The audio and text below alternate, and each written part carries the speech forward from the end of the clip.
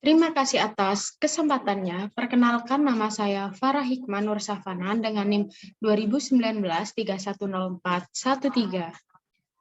Baik, terima kasih atas kesempatannya. Perkenalkan, nama saya Tajunisa Putri Wahyu Santoso dengan NIM 2019-310414. Baik, terima kasih atas kesempatannya. Perkenalkan, nama saya Putri Rizkika Jaya Marhani dengan NIM 2019-310427. Saya dari kelompok 7. Untuk materi yang pertama akan dijelaskan oleh rekan saya. Baik, jadi di sini saya akan menjelaskan mengenai jenis-jenis penipuan.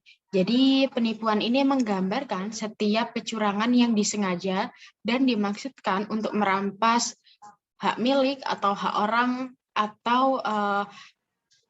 orang lain. Dalam konteks audit laporan keuangan, kecurangan juga didefinisikan sebagai salah saji laporan keuangan yang disengaja. Nah, di sini jenis penipuan ada dua, yaitu keuangan penipuan laporan dan penyalahgunaan aset. Yang pertama ada pelaporan keuangan penipuan. Jadi pelaporan keuangan penipuan sendiri adalah salah saji yang disengaja atau penghilangan jumlah ataupun pengungkapan dengan maksud untuk menipu penggunanya. Nah, sebagian besar kasus juga melibatkan salah saji jumlah yang disengaja, bukan yang pengungkapan. Sementara sebagian besar kasus penipuan pelaporan keuangan juga melibatkan upaya untuk melebih-lebihkan pendapatan, baik dengan melebihkan aset dan pendapatan atau dengan menghilangkan kewajiban dan beban. Nah, terkadang ada perusahaan yang juga sengaja mengecilkan pendapatannya.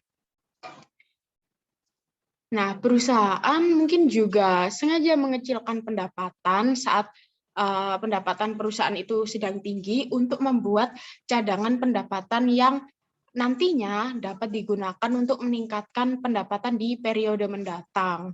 Nah, praktik semacam itu disebut dengan perataan laba dan manajemen laba.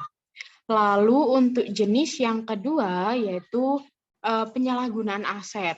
Nah, penyalahgunaan aset sendiri adalah penipuan yang melibatkan pencurian aset entitas. Penyalahgunaan aset biasanya dilakukan pada tingkat organisasi yang lebih rendah. Namun dalam beberapa kasus yang penting, manajemen puncak juga terlibat dalam pencurian aset perusahaan karena otoritas dan kendali manajemen yang lebih besar atas aset organisasi. Nah, penggelapan yang melibatkan manajemen puncak itu biasanya dapat juga melibatkan jumlah yang sangat besar atau yang sangat signifikan. Nah, selanjutnya ini merupakan kondisi-kondisi yang bisa memicu adanya penipuan. Jadi ada tiga kondisi untuk kecurangan yang timbul dari pelaporan keuangan yang curang dan penyalahgunaan aset. Nah, jadi yang pertama ada insentif atau tekanan. Jadi manajemen atau karyawan lain memiliki insentif atau tekanan untuk melakukan kecurangan. Nah, biasanya faktornya insentif sering terjadi di perusahaan untuk memanipulasi laporan keuangan, terutama ketika terjadi kecurangan prospek keuangan perusahaan.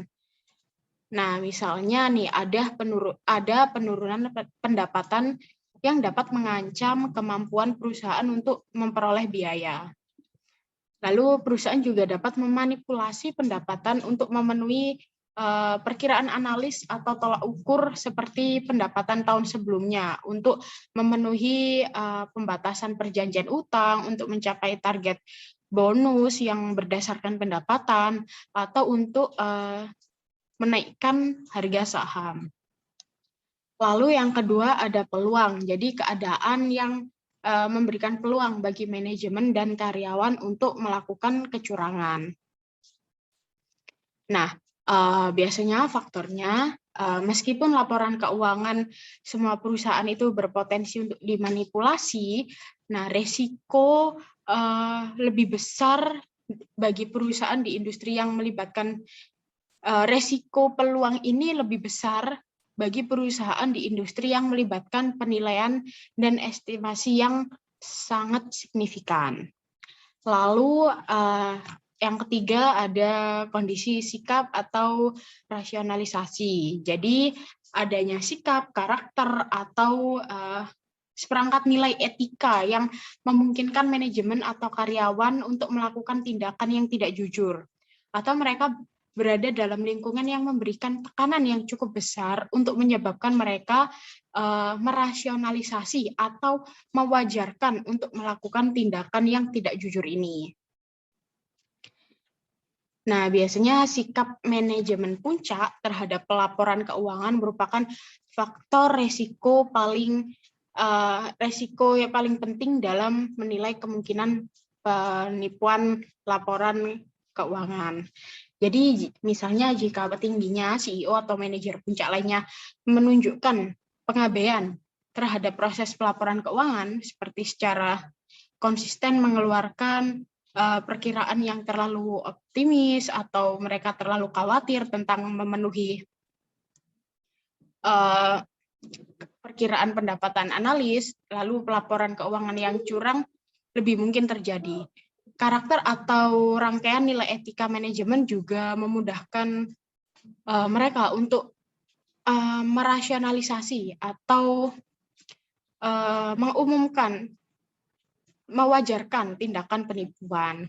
Terus rasa superioritas oleh petinggi adalah kondisi yang paling sering dikutip terkait dengan dengan sikap dan rasionalisasi. Baik, di sini saya akan menjelaskan tentang menilai risiko penipuan. Standar audit mengharuskan auditor untuk menilai risiko salah saji material yang disebabkan oleh kecurangan. Dan standar tersebut memberikan panduan untuk membantu auditor dalam membuat penilaian. Auditor harus mempertahankan tingkat skeptisisme profesional karena mereka mempertimbangkan serangkaian informasi yang luas, termasuk faktor risiko penipuan untuk mengidentifikasi dan menanggapi risiko penipuan. Baik, saya akan menjelaskan tentang sikap skeptisisme profesional auditor. Sikap skeptisisme profesional auditor adalah sikap auditor yang meragukan dan mempertanyakan segala sesuatu dan menilai secara kritis bukti audit serta mengambil keputusan audit berlandaskan keahlian auditing yang dimilikinya. Di sini terdapat yang pertama ada mempertanyakan pikiran. Standar audit menekankan pertimbangan kerentanan klien terhadap penipuan terlepas dari keyakinan auditor tentang kemungkinan penipuan dan kejujuran dan integritas manajemen. Perencanaan audit untuk setiap audit, tim perikatan harus mendiskusikan kebutuhan untuk mempertahankan pikiran yang selalu bertanya selama audit untuk mengidentifikasi risiko kecurangan dan mengevaluasi bukti audit secara kritis. Yang kedua, ada evaluasi kritis atas bukti audit. Auditor harus berhati-hati untuk tidak merasionalisasi atau menganggap salah saji adalah insiden yang terisolasi.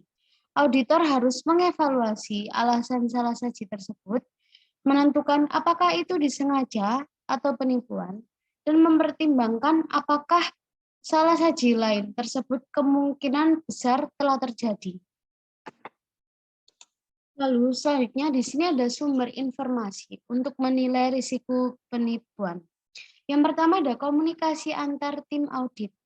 Standar audit mengharuskan tim audit termasuk rekan perikatan dan anggota perikatan kunci melakukan diskusi untuk berbagi wawasan dari anggota tim audit yang lebih berpengalaman. Yang kedua ada pertanyaan manajemen. Standard auditing mengharuskan auditor untuk membuat pertanyaan spesifik tentang kecurangan dalam setiap audit. Permintaan keterangan dari manajemen dan pihak lain dalam perusahaan memberikan kesempatan kepada karyawan untuk memberitahu auditor informasi yang mungkin tidak dapat dikomunikasikan. Yang ketiga, ada faktor risiko standar. Auditing mengharuskan auditor untuk mengevaluasi apakah faktor risiko kecurangan mengindikasikan intensif atau tekanan untuk melakukan kecurangan. Lalu yang ketiga ada prosedur analitis. Auditor harus melakukan prosedur analitis selama fase perencanaan dan penyelesaian audit untuk membantu mengidentifikasi transaksi atau peristiwa yang tidak biasa yang mungkin mengindikasikan adanya salah saji material dalam laporan keuangan. Ketika hasil dari prosedur analitis berbeda dari harapan auditor, auditor mengevaluasi hasil tersebut berdasarkan informasi lain yang diperoleh tentang kemungkinan kecurangan untuk menentukan apakah risiko kecurangan meningkat. Yang keempat, ada risiko yang teridentifikasi dari salah saji material karena penipuan. Jika ada risiko salah saji material karena kecurangan, standar auditing mengharuskan auditor untuk memperlakukan risiko tersebut sebagai risiko signifikan. Untuk risiko signifikan, termasuk risiko kecurangan, auditor harus memperoleh pemahaman tentang pengendalian internal yang terkait dengan risiko tersebut, termasuk mengevaluasi apakah pengendalian dirancang dan diterapkan dengan tepat. Terima kasih, selanjutnya akan disampaikan oleh rekan saya. Baik, terima kasih atas kesempatannya. Di sini saya akan menjelaskan tentang pengawasan tata kelola untuk mengurangi risiko penipuan.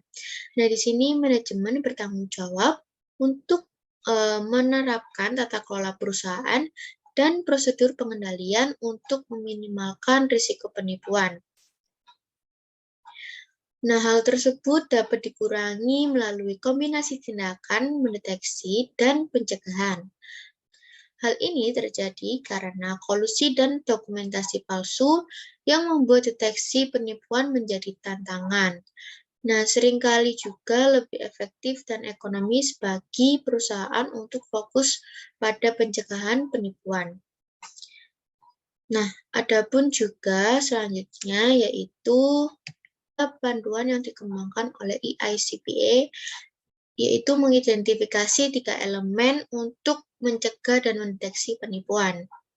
Yang pertama ada budaya kejujuran dan etika yang tinggi.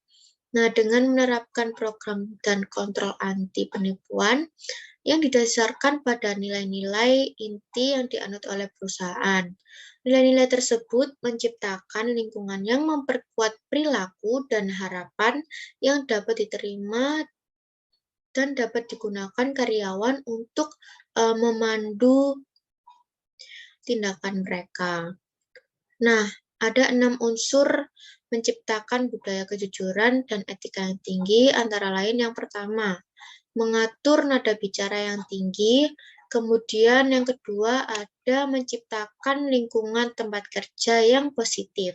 Yang ketiga ada memperkerjakan dan mempromosikan karyawan sesuai dengan bidangnya. Yang keempat ada pelatihan. Kemudian yang kelima ada konfirmasi dan yang terakhir ada disiplin. Baik, untuk elemen selanjutnya yaitu tanggung jawab manajemen untuk mengevaluasi risiko kecurangan. Nah, di sini manajemen bertanggung jawab untuk mengidentifikasi dan mengukur risiko penipuan, mengambil langkah-langkah untuk mengurangi risiko yang teridentifikasi, kemudian memantau pengendalian internal dengan mencegah dan mendeteksi penipuan. Elemen selanjutnya yang terakhir yaitu ada pengawasan komite audit. Nah, di sini komite audit memiliki tanggung jawab utama untuk mengawasi pelaporan keuangan organisasi dan proses pengendalian internal. Nah, dalam memenuhi tanggung jawabnya, komite audit mempertimbangkan potensi manajemen yang mengesampingkan pengendalian internal dan mengawasi proses penilaian risiko penipuan manajemen serta program dan kontrol anti fraud. Baik, untuk Penjelasan selanjutnya akan dijelaskan oleh rekan saya. Terima kasih. Selanjutnya, saya akan menjelaskan mengenai menanggapi risiko penipuan. Nah, ketika auditor mengidentifikasi risiko salah saji materi karena kecurangan, standar auditing itu mengharuskan auditor untuk mengembangkan respon terhadap risiko tersebut. Nah, ada tingkat respon yang kita ketahui. Yang pertama ada respon keseluruhan. Jadi auditor dapat memilih di antara beberapa tanggapan keseluruhan terhadap peningkatan risiko penipuan. Auditor harus terlebih dahulu mendiskusikan temuannya tentang risiko kecurangan dengan manajemen dan memperoleh pandangan manajemen tentang potensi kecurangan dan pengendalian yang ada yang sudah dirancang untuk mencegah atau mendeteksi salah saji tersebut. Nah, auditor juga harus mempertimbangkan pilihan prinsip akuntansi manajemen. Perhatian yang cermat harus ditempatkan pada prinsip-prinsip akuntansi yang melibatkan pengukuran subjektif atau transaksi yang kompleks, karena auditor diharuskan untuk menganggap risiko penipuan ada dalam pengakuan pendapatan. Para auditor juga harus mengevaluasi kebijakan pengakuan pendapatan yang dilakukan oleh perusahaan. Lalu yang kedua ada respon pada level asersi. Nah, ketika auditor mengidentifikasi risiko kecurangan pada tingkat asersi, nah auditor sendiri merancang prosedur audit yang tepat untuk menanggapi risiko kecurangan tertentu yang terkait dengan akun yang diaudit dan jenis risiko kecurangan yang sudah diidentifikasi. Nah, respon terhadap risiko kecurangan pada tingkat asersi ini mungkin juga melibatkan perubahan sifat, lalu luas prosedur audit juga. Nah, sifat prosedur mungkin perlu dimodifikasi untuk memperoleh bukti audit yang lebih andal dan lebih relevan. Lalu ada respon yang terkait dengan penggantian manajemen. Nah, resiko manajemen mengabaikan kontrol ada di hampir semua audit, karena manajemen berada dalam posisi untuk melakukan kecurangan dengan mengesampingkan kontrol yang jika tidak beroperasi secara efektif. Nah, auditor melakukan prosedur di setiap audit untuk mengatasi risiko dari kelalaian manajemen ini. Nah, ada 3 prosedur yang harus dilakukan dalam setiap audit. Nah, lanjutan dari tadi ada 3 prosedur yang harus dilakukan dalam setiap audit, yaitu yang pertama ada memeriksa jurnal dan penyesuaian lain untuk bukti yang kemungkinan ada salah saji karena penipuan. Auditor pertama-tama harus memperoleh pemahaman tentang proses pelaporan keuangan dari entitas, lalu serta kontrol atas entry jurnal dan penyesuaian lainnya, dan menanyakan kepada karyawan yang terlibat dalam proses pelaporan keuangan tentang aktivitas yang tidak pantas atau tidak biasa dalam proses entry jurnal dan penyesuaian lainnya. Lalu ada meninjau estimasi akuntansi. Jadi standar audit mengharuskan auditor untuk mempertimbangkan potensi manajemen ketika meninjau perkiraan tahun berjalan. Auditor juga diharuskan untuk melihat kembali estimasi tahun sebelumnya yang signifikan untuk mengidentifikasi setiap perubahan dalam proses perusahaan. Lalu yang terakhir yaitu mengevaluasi alasan bisnis untuk transaksi yang signifikan. Auditor harus memperoleh pemahaman tentang tujuan transaksi yang signifikan untuk menilai apakah transaksi telah dilakukan, lalu untuk terlibat dalam pelaporan keuangan yang curang tersebut. Baik, terima kasih atas kesempatannya. Saya di sini akan menjelaskan tentang area risiko penipuan tertentu.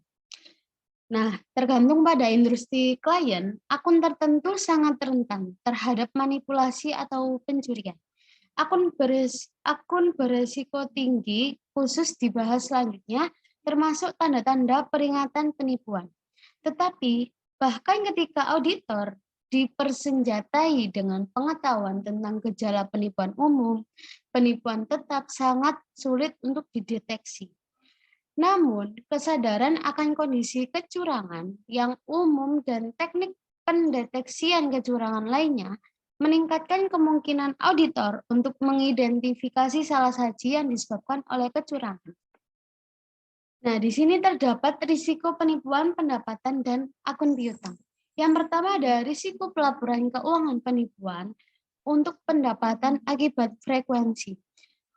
Di sini ada beberapa alasan membuat pendapatan rentan terhadap manipulasi. Ada 3 jenis utama manipulasi pendapatan, yaitu yang pertama ada pendapatan fiktif. Yang kedua ada pengakuan pendapatan prematur. Yang ketiga ada manipulasi penyesuaian pendapatan. Lalu selanjutnya yang kedua ini ada risiko penipuan persediaan.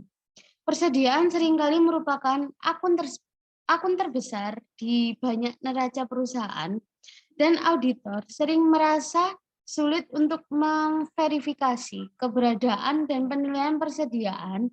Akibatnya persediaan rentan dimanipulasi oleh manajer yang ingin mencapai tujuan pelaporan keuangan tertentu. Lalu yang ketiga, risiko pelaporan keuangan penipuan untuk persediaan. Banyak perusahaan besar memiliki persediaan yang bervariasi dan luas di beberapa lokasi, sehingga relatif mudah bagi perusahaan untuk menambahkan persediaan fiktif ke dalam catatan akuntansi. Sementara auditor diharuskan untuk memverifikasi keberadaan persediaan fisik, pengujian audit dilakukan berdasarkan sampel dan tidak semua lokasi dengan persediaan biasanya diuji. Yang keempat, ada tanda peringatan penipuan persediaan. Mirip dengan penipuan yang melibatkan piutang, banyak sinyal atau gejala peringatan potensial menunjukkan penipuan persediaan. Prosedur analitis adalah salah satu teknik yang berguna untuk mendeteksi penipuan persediaan. Prosedur analitis terutama persentase, margin kotor, dan perputaran persediaan sering membantu mengungkapkan penipuan persediaan. Lalu di sini ada risiko penipuan yang harus dibayar. Yang pertama ada risiko pelaporan keuangan penipuan untuk hutang usaha. Perusahaan mungkin terlibat dalam upaya yang disengaja untuk mengecilkan utang usaha dan melebih-lebihkan pendapatan. Yang kedua ada penipuan paling umum di area akuisisi adalah pelaku untuk mengeluarkan pembayaran kepada vendor fiktif dan menyetorkan uang tunai ke rekening fiktif. Penipuan ini dapat dicegah dengan mengizinkan pembayaran dilakukan hanya kepada vendor yang disetujui dan dengan hati-hati meneliti dokumentasi untuk mendukung akuisisi oleh personel yang berwenang sebelum pembayaran dilakukan. Baik, selanjutnya di sini ada daerah lain dari risiko penipuan. Yang pertama ada aset tetap. Akun neraca besar bagi banyak perusahaan seringkali didasarkan pada penilaian yang ditentukan secara subjektif. Akibatnya, aset tetap dapat menjadi sasaran manipulasi terutama bagi perusahaan yang tidak memiliki piutang atau persediaan material. Yang kedua ada aset tidak terwujud, seperti niat baik, paten, dan hak cipta. Sebagian besar didasarkan pada estimasi akuntansi yang bergantung pada asumsi subjektif tentang manfaat masa depan mereka bagi organisasi. Akibatnya, penilaian mereka dapat dimanipulasi oleh manajemen. Lalu, yang ketiga yaitu biaya penggajian. Penggajian jarang menjadi area risiko yang signifikan untuk pelaporan keuangan yang curang. Namun, perusahaan dapat melebih-lebihkan persediaan dan laba bersih dengan mencatat kelebihan biaya tenaga kerja dalam persediaan. Karyawan perusahaan terkadang digunakan untuk membangun aset data. Baik, selanjutnya, materi selanjutnya akan disampaikan oleh rekan saya. Terima kasih. Baik, terima kasih atas kesempatannya. Selanjutnya saya akan menjelaskan tentang tanggung jawab penilaian ketika penipuan dicurigai. Nah, di sini menanggapi salah saji yang mungkin terjadi dari penipuan. Nah, semua salah saji yang ditemukan auditor selama audit harus dievaluasi untuk setiap indikasi kecurangan. Nah, ketika kecurangan itu dicurigai, maka auditor mengumpulkan informasi tambahan untuk menentukan apakah kecurangan tersebut itu benar-benar ada. Nah, bagaimana sih auditor itu mengumpulkan informasi tersebut? Nah, berikut adalah cara-cara auditor mengumpulkan informasi tambahan tersebut. Pertama, menggunakan permintaan. Di sini permintaan keterangan dapat menjadi teknik pengumpulan bukti audit yang efektif. Nah, permintaan keterangan ini sebagai teknik audit yang harus disesuaikan dengan tujuan penggunaannya. Tergantung pada tujuannya, auditor dapat mengajukan berbagai jenis pertanyaan dan mengubah nada wawancara. Nah, wawancara ini juga dapat membantu mengidentifikasi masalah yang dihilangkan dari dokumentasi atau konfirmasi. Nah, yang selanjutnya yaitu ada kategori permintaan.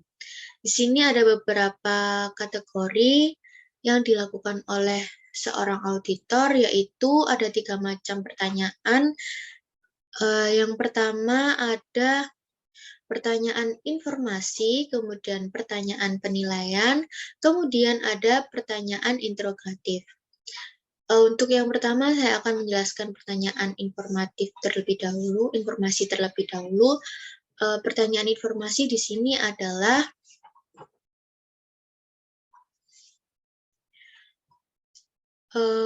untuk memperoleh informasi tentang fakta dan detail yang tidak dimiliki oleh auditor, yang biasanya tentang peristiwa atau proses pada masa lalu atau yang terjadi pada saat ini.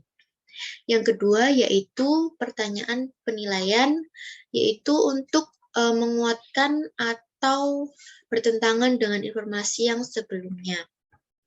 Nah, yang ketiga yaitu pertanyaan interrogatif. Nah, di sini auditor sering digunakan pertanyaan ini sering digunakan untuk menentukan apakah seseorang tersebut itu sedang menipu atau sengaja menghilangkan pengungkapan pengetahuan kunci tentang fakta, peristiwa, dan keadaan. Untuk cara selanjutnya yaitu mengevaluasi tanggapan terhadap pertanyaan. Nah, di sini agar penyelidikan menjadi efektif,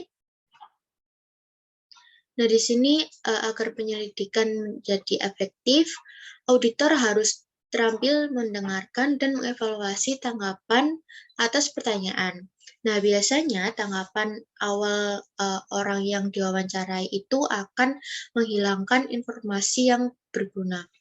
Pertanyaan lebih lanjut yang efektif seringkali mengarah pada informasi yang lebih baik untuk menilai apakah ada penipuan atau tidak.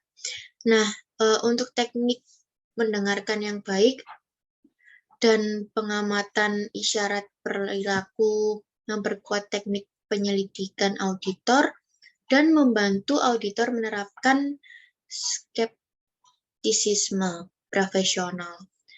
Nah, beberapa teknik tersebut adalah yang pertama ada teknik mendengarkan dan mengamati isyarat perilaku. Nah, di sini teknik mendengarkan itu sangat penting bagi auditor dan merupakan suatu keterampilan mendengarkan yang efektif selama proses penyelidikan untuk mempertahankan pola pikir bertanyanya.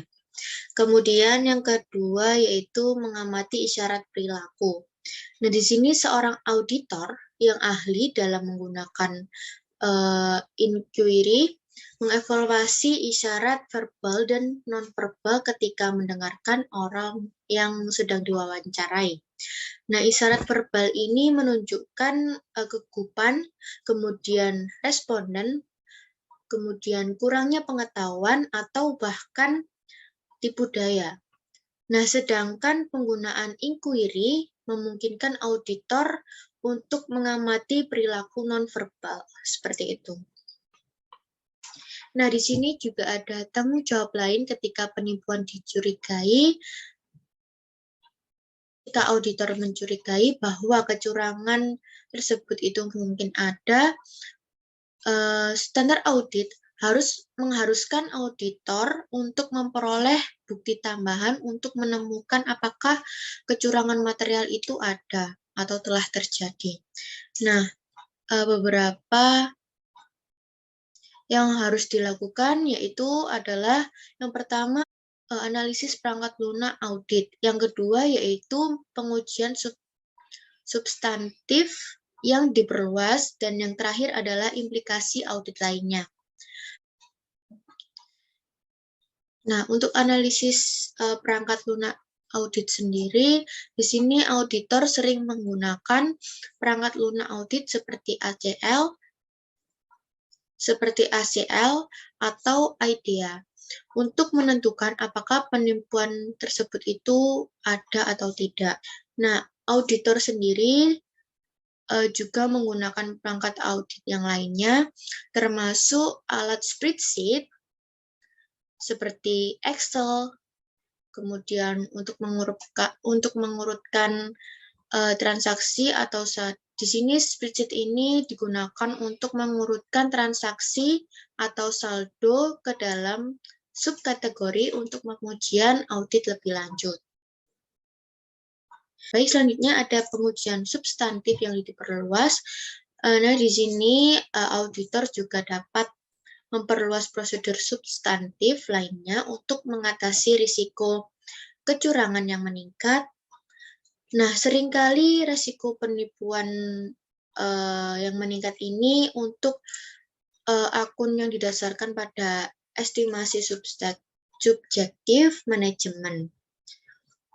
Nah, untuk menanggapi risiko yang meningkat, yaitu dengan cara bahwa manajemen menggunakan asumsi yang tidak tepat untuk mengestimasi saldo akun seperti penyisian persediaan uang, kemudian auditor dapat menggunakan spesialis untuk membantu